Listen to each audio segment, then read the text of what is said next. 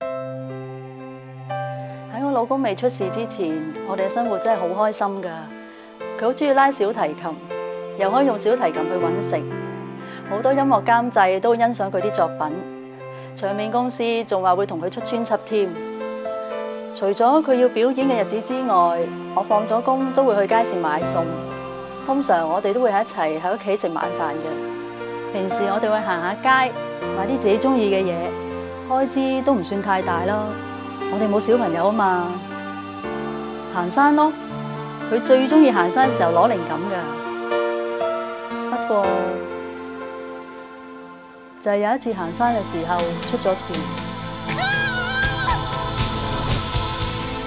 醫生話佢傷到頸椎。